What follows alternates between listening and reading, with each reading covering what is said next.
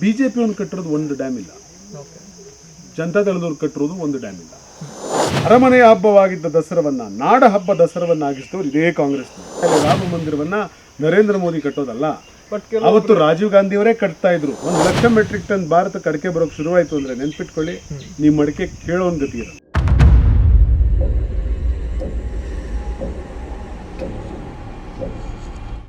ತಾವು ಹೇಳಿದಾಗ ಕಾಂಗ್ರೆಸ್ ಪಕ್ಷ ಇರೋದು ಸರ್ವೋದಯಕ್ಕೆ ಅಂತ ಹೇಳ್ತೀರಾ. ಆದರೆ ಕೆಲವು ಬಿಜೆಪಿ ಪಾರ್ಟಿಯವರು ಏನು ಹೇಳ್ತಿದ್ದಾರೆ, 70 ವರ್ಷದಲ್ಲಿ ಆಗಿರೋಂಥ ಸಾಧನೆ ನಾವು ಬರೀ 10 ವರ್ಷದಲ್ಲಿ ಮಾಡಿ ತೋರಿಸಿದ್ದೀವಿ ಅಂತ ಹೇಳ್ಬಿಟ್ಟು ಕೆಲವೊಂದು ಪಾರ್ಟಿ ಮೆಂಬರ್ಸ್ ಹೇಳ್ತಾರೆ. ಸೊ ಇದಕ್ಕೆ ನೀವೇನು ಹೇಳ್ತೀರಾ? ಈಗ ಕರ್ನಾಟಕದಲ್ಲಿ ಸುಮಾರು ಒಂದು 25 ಡ್ಯಾಮ್ ಇದೆ.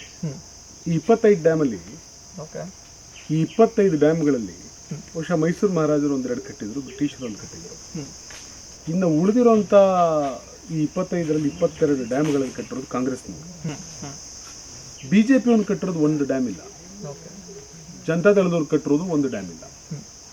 ಅಫ್ಕೋರ್ಸ್ ನಾವು ಅಪ್ಪರ್ ಭದ್ರಾ ಪ್ರಾಜೆಕ್ಟಿಗೆ 5,500 ಕೋಟಿ ಕೊಡ್ತೀವಿ ಅಂತ ಹೇಳಿ ಸುಳ್ಳು ಹೇಳಿ ಇವತ್ತರೆಗೂ ₹1 ಕೊಟ್ಟಿಲ್ಲ.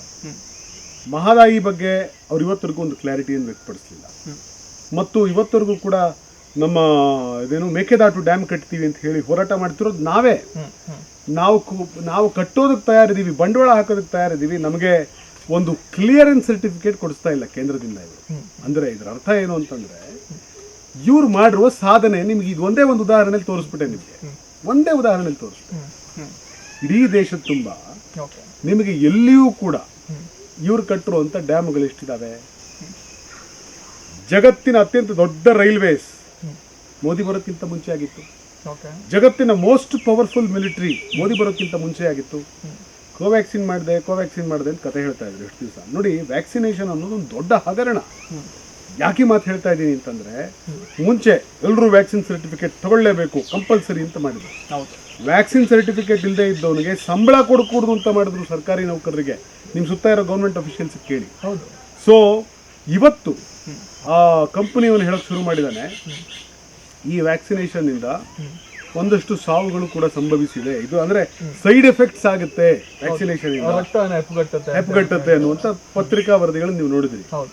ಈಗ ಎಲ್ಲ ಕೋವ್ಯಾಕ್ಸಿನ್ ಸರ್ಟಿಫಿಕೇಟ್ಗಳಲ್ಲಿ ಮೋದಿಜಿಯವರು ಇಷ್ಟುದ್ದ ಗಡ್ಡ ಬಿಟ್ಕೊಂಡು ಕೈ ಕಟ್ಕೊಂಡು ನಿಂತಿರೋ ಫೋಟೋ ಹಾಕ್ಸ್ತಾ ಇದ್ರಲ್ಲ, ಹೋಗಿ ಚೆಕ್ ಮಾಡಿ ನಿಮ್ಮ ಅದೇ ನಂಬರ್ ಹೊಡೆದು ಆ ಫೋಟೋ ತೆಗೆಸ್ಬಿಟ್ಟಿದ್ದಾರೆ. ಅಂದರೆ ಒಳ್ಳೇದಾಯಿತು ಅಂದರೆ ನನ್ನಿಂದ ಮಾತ್ರ ಆಯಿತು ಅಂತ, ಕೆಡುಕಾಯಿತು ಅಂತಂದರೆ ಅದು ಇವರು ನಿಶಾನ್ ಇರ್ಕೂಡದಲ್ಲಿ ಹಂಗೆ ನೋಡ್ಕೋತಾರೆ.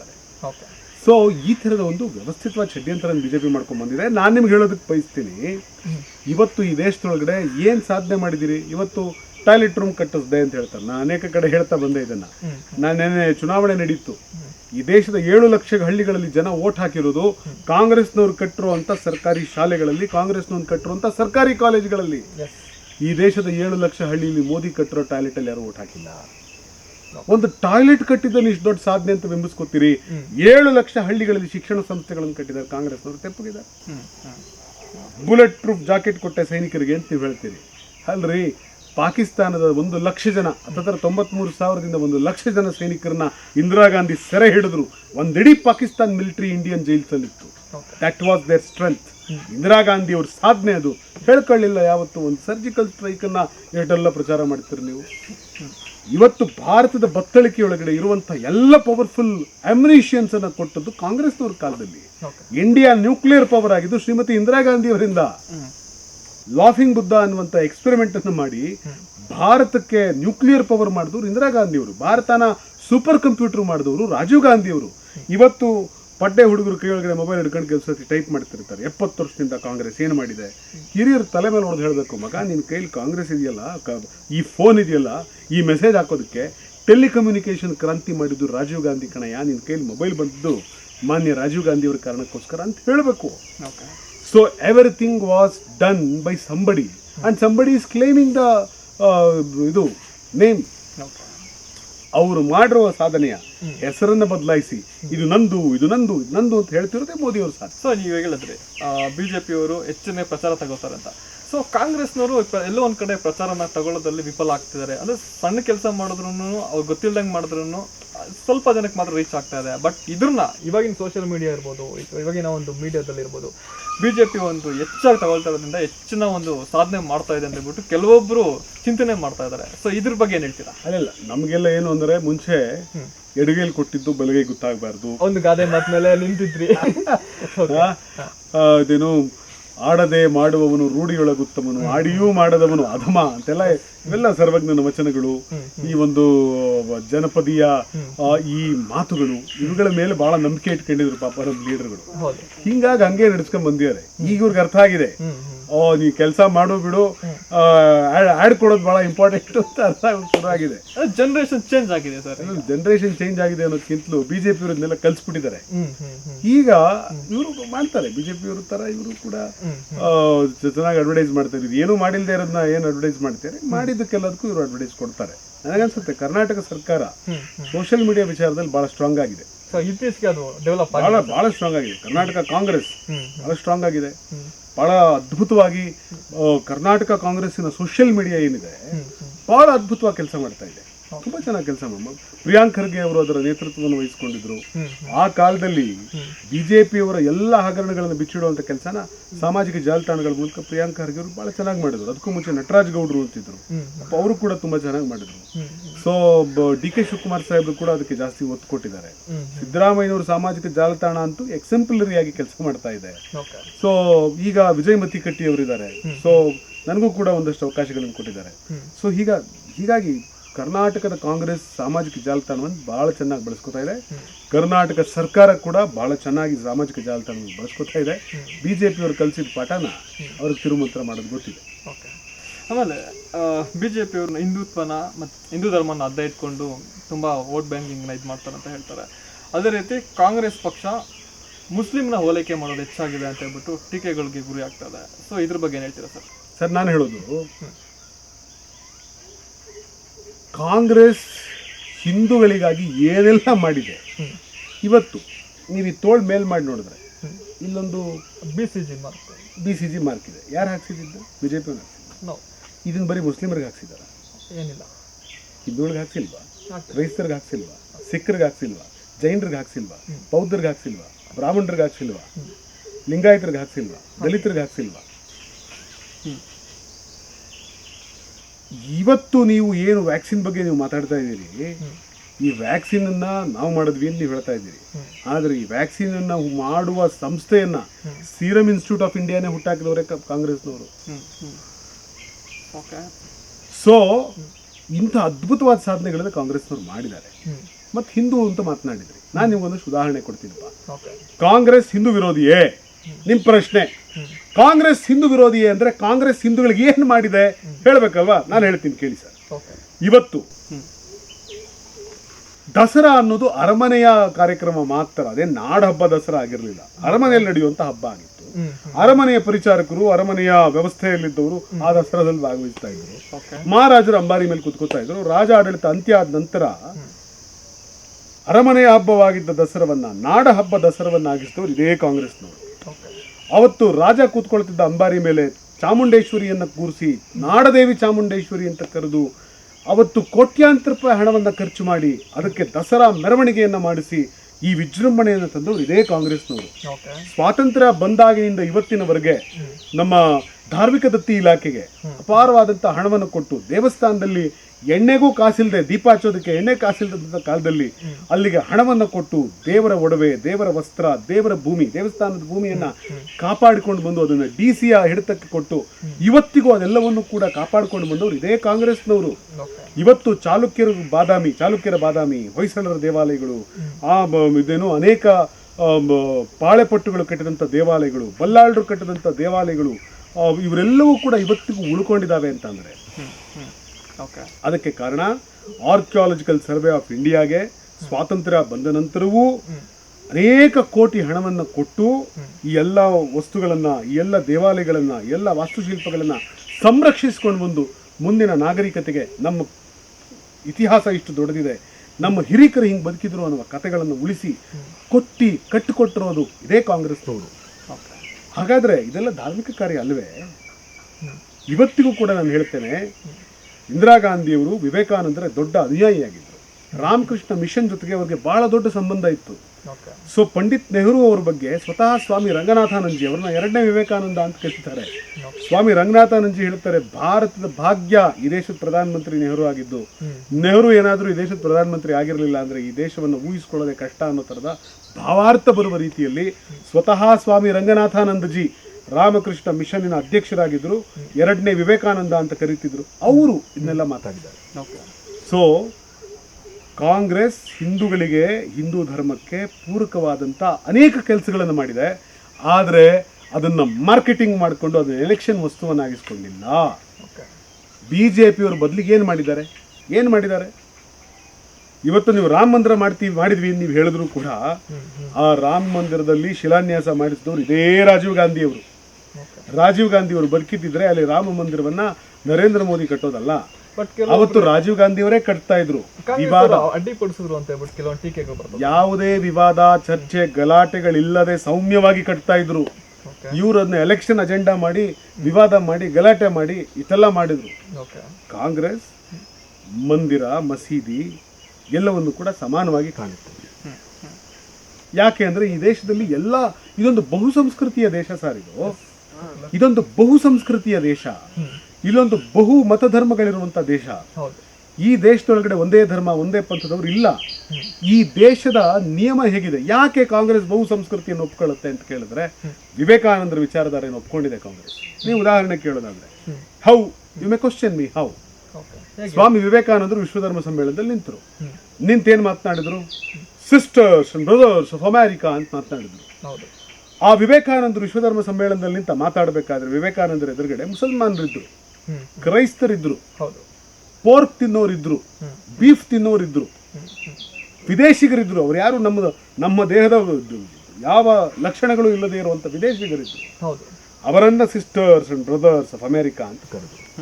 ಮತ್ತು ವಿವೇಕಾನಂದರು ಏನು ಹೇಳ್ತಾರೆ ಅಂತಂದ್ರೆ, ಫ್ಯಾನಟಿಸಮ್ ಅಂತ್ಯ ಆಗಬೇಕು ಅಂತ ಮಾತನಾಡ್ತಾರೆ.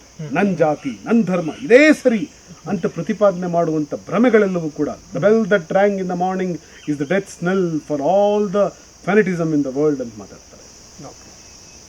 ಸೊ ಆ ವಿಚಾರಗಳನ್ನ, ಆ ಆದರ್ಶಗಳನ್ನ ಕಾಂಗ್ರೆಸ್ ನಂಬ್ಕೊಂಡಿದೆ.